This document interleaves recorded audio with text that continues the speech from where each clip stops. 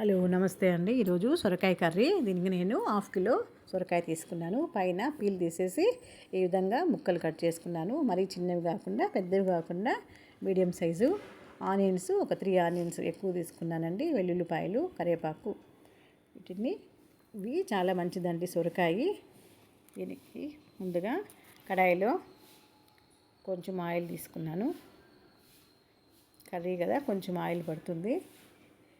Oil తీసుకొని దీంట్లో పోపు దినుసులు, ఆవాలు, ఉద్దిపప్పు, జీలకర్ర, శనగపప్పు అన్నీ వేసి బాగా సిమ్లోనే మీడియం ఫ్లేమ్లో ఫ్రై చేసుకోవాలి. ఎప్పుడు తిరగబాత నాడకుండా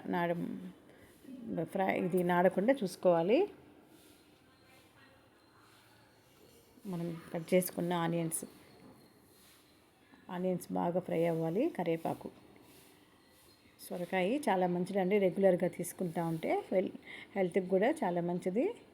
వెల్లుల్లిపాయ, అల్లం పేస్ట్ ఇవి కొంచెము పచ్చివాసన పోయే వరకు ఫ్రై అయినాక మనం కట్ చేసి పెట్టుకున్న సొరకాయ, మరి చిన్నవి కట్ చేసుకోవద్దండి. ఈ సైడ్ కట్ చేసుకుంటే మగ్గడానికి కర్రీ ఉడికే లోపల సరిపోతుంది.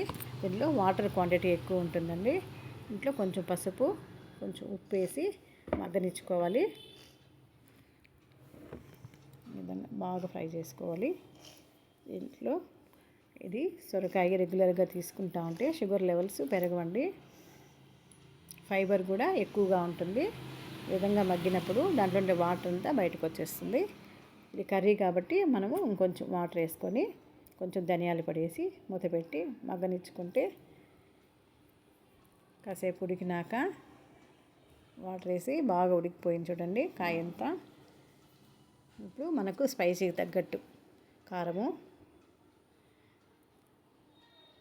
దీనికి శనక్కాయల పొడి అండి, ఒక 50 గ్రామ్స్ వేయించిన శనక్కాయ పొడి అండి వేసి బాగా ఫ్రై చేసుకోవాలి.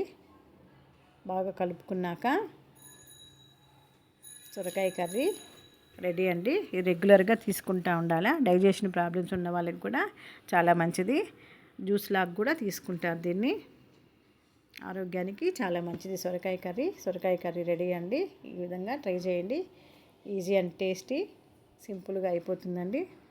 క్యారేజ్కి లంచ్ బాక్స్కి కూడా ఈజీగా చపాతీలోకి కానీ రైస్లోకి కానీ చాలా బాగుంటుంది. ట్రై చేయండి, లైక్ చేయండి, షేర్ చేయండి.